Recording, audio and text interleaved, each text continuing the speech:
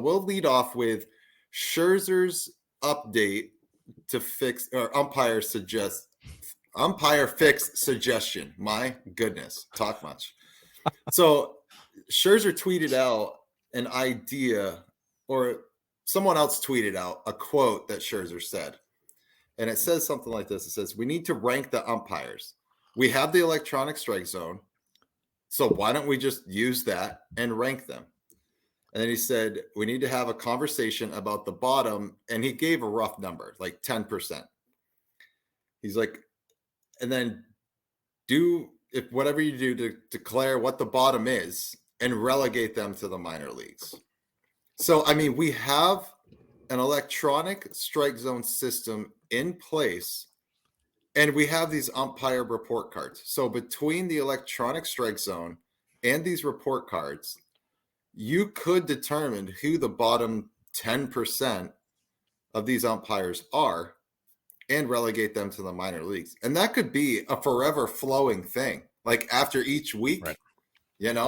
Put them up, put them down. Because this idea of like umpire crews, I think should go by the wayside.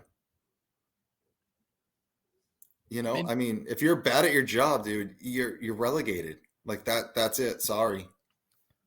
Yeah, I mean, and I think the original concept of the cruise MLB came up with for two reasons. One, it was to kind of consistently know where people were going and make sure you didn't have all these conflicts of people trying to get from different places when series ends at different times. So you kind of had this group of guys just kind of kept traveling together. They worked the same series. You always knew where that group was going to be. You weren't trying to assign, what is it, 120 umpires. You were trying to assign, 30 crews. So it was easier planning wise and travel wise to make sure you had this consistent set of people that moved together. The problem with that, though, is that, and I guess the other piece of it too is thinking that if they work together constantly, you kind of build a rapport with each other. You know how things work, and it just makes it easier. You're not working with strangers all the time. The problem is a lot of these guys got really comfortable.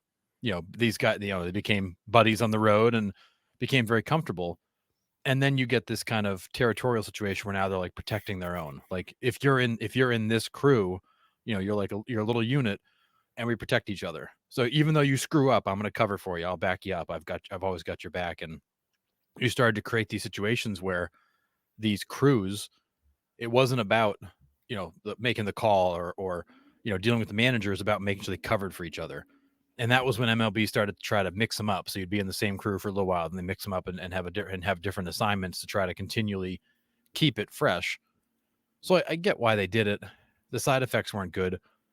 But what you have now is you've got these crews that have maybe a couple of good umps on them, and then you got kind of a couple of duds. And you just know as you cycle through, you're gonna catch that guy, the guy you don't want, and you just can't hide him.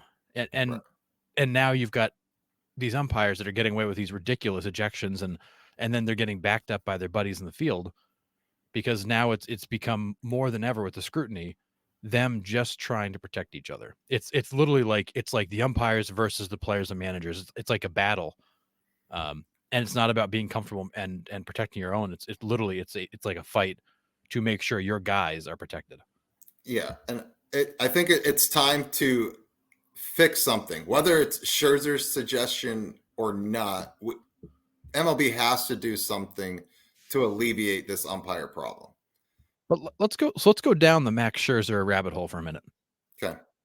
So you create a ranking system, and I don't, we won't even get into the semantics of that, but every night they get a grade, blah, the number spits out, and after so long, whether it's, once a month, twice a month, whatever frequency they rank these guys, the number spits out, you line them all up in the bottom 10%. So you're talking literally bottom 10% is, you're talking what, 10 or 12 guys, not a ton of people. Yeah, no.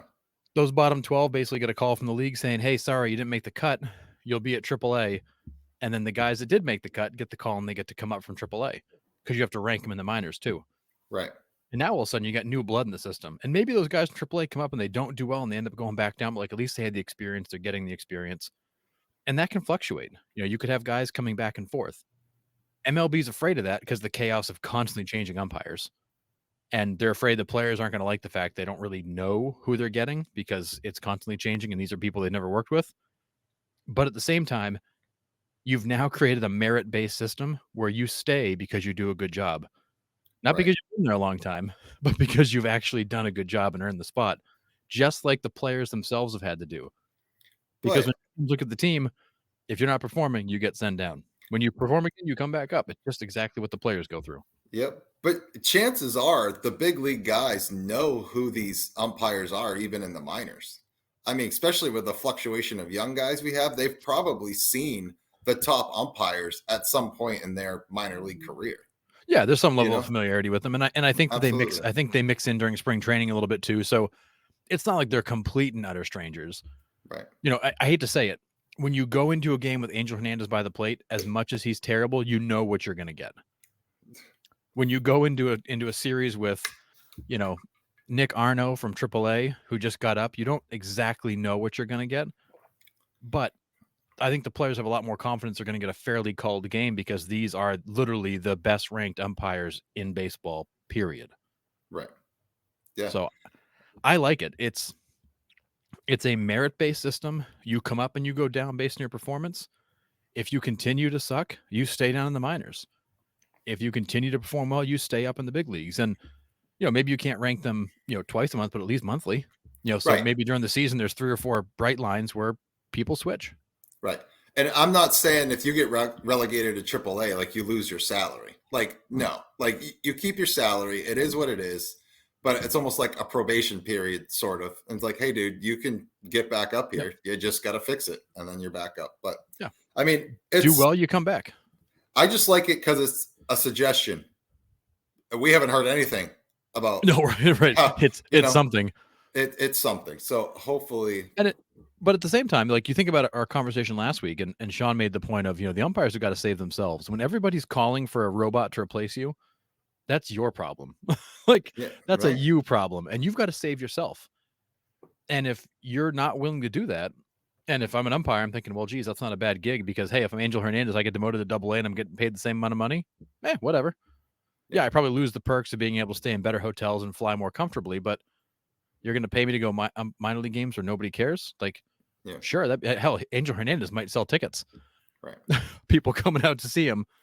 Facts. But like if you're not going to fix it yourself, you got 2 options. You either have to jump on board with a program like this that protects the umpires from being replaced by robots, or just accept the fact the robots are going to take over. And you're going to get an ABS system or a robo ump, and that's where things are going to go. And if I'm the umpires union, I could live with this kind of solution where I get the whole pool of every umpire together and we're moving them around. That's a whole lot better than saying, well, I'm going to lose half of you guys to a robo ump behind the plate. Yeah, I agree. I mean, it's definitely not the fix everything problem, but it's a step in the right direction. Like I said, at least it's a suggestion because we haven't heard anything from the MLB on how they're going to address the umpire problem, if they are at all. So who knows? Well, but to go down another lane, Nick, I read an article, I want to say it was last week, and I want to say it was Passon or somebody like that had wrote about the umpire situation. And what they're finding is they're having a tough time retaining umpires in the minor leagues, A, because they make no money, but B, because they see no path to the major leagues. None of those guys leave. Right.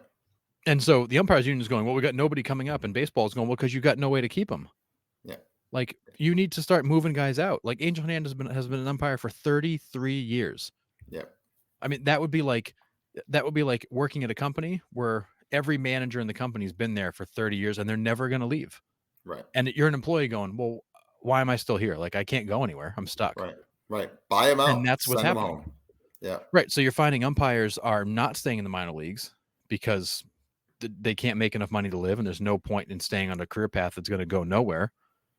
So they just don't. Right. They just stop.